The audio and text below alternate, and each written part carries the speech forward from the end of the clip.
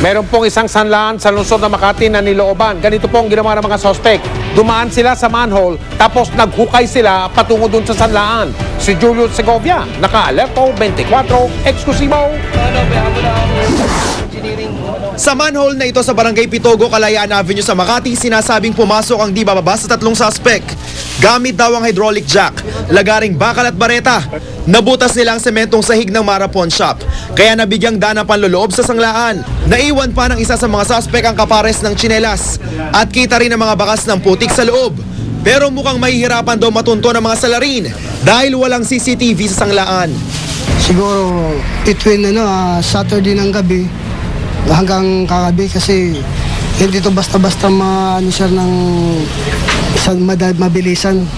Siguro mga 2 hanggang 3 tao ito siya na tumira. Sinira ng mga suspect ang vault, kaya nalimas ang pera at samut-saring klase ng alahas. Sa kabuuan, aabot ito sa 1.3 million pesos. Sa itaas ng pawn shop na nunuluyan ng appraiser at katiwalang si Nestorio Capino Jr. Pero hindi raw niya namalayang may nagbubutas na pala sa sahig ng establishmento. Alas 8 ng umaga kanina lang nila nalamang may panloloob na naganap. So wala naman kaming narinig na ganun. Kasi kung maano ka, mali araw, may dito sa kabila yung meat shop, kasi magtaddan ng baboy yun. So akala mo sa kanila yun. Tapos marami pang sasakyan.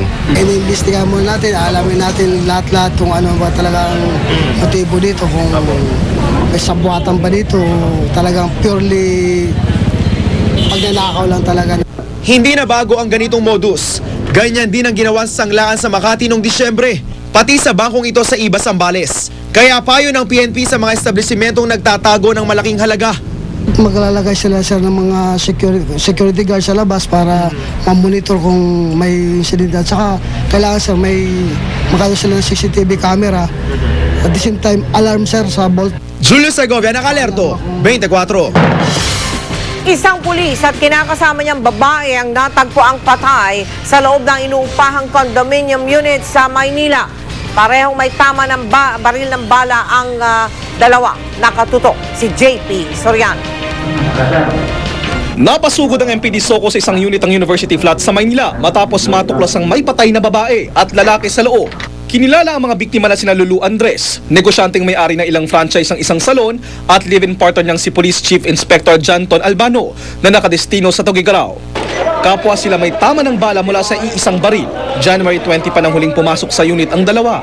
Tumawag na yung ina ng babae. Ang nakasagot, ang may cellphone kasi ang ina doon sa kasama ko, number. Sila nag-uusap ng dalawa na kinakabahan na siya kasi tinatawagan daw niya yung anak niya. Hindi daw nagsumasagot. Kaninang umaga, pwersang pinasok ng kapatid ni Lulu ang unit matapos may mag-report ng masangsang na amoy na umalingasaw doon. Doon nakita ang mga bangkay, pati ang 9mm na baril ni Albano at 2 basyo ng bala. Sa inisyal na investigasyon ng pulisya, lumalabas na maaring nabaril ni Albano si Andres at pagkatapos ay maaring ang buhay naman niya ang kanyang tinapos. Pero biniberipika pa ito. Siguro gunshot pero hindi pa natin ma-determine kasi state of decomposition na yung victims eh.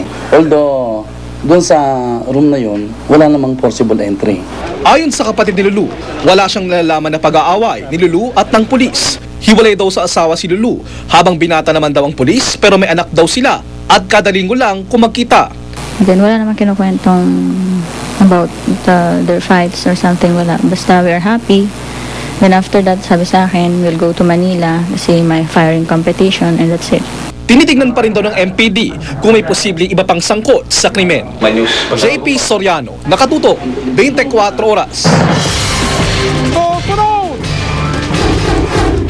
Truck sa Canada na sumalpok sa konkretong barikada at tumilapon at muntik pang sumalpok sa isang kotse.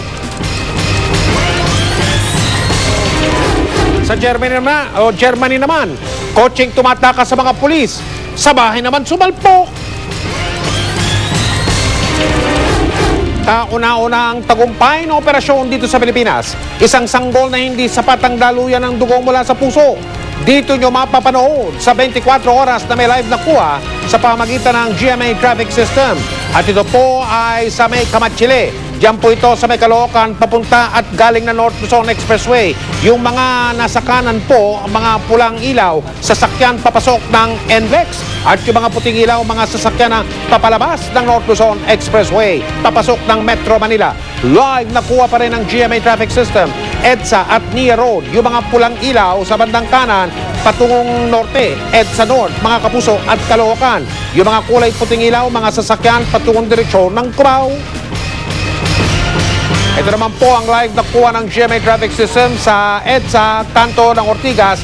Yung sa taas po na flyover ay papunta pong direksyon ng Pasig. At yung nasa ilalim naman po, mga Kapuso, yung mga pulang ilaw ay patungong direksyon pa rin ng Pasig. Mula po yan sa may Ortigas. At yung mga puting ilaw ay mga sasakyan na patungong direksyon ng San Juan.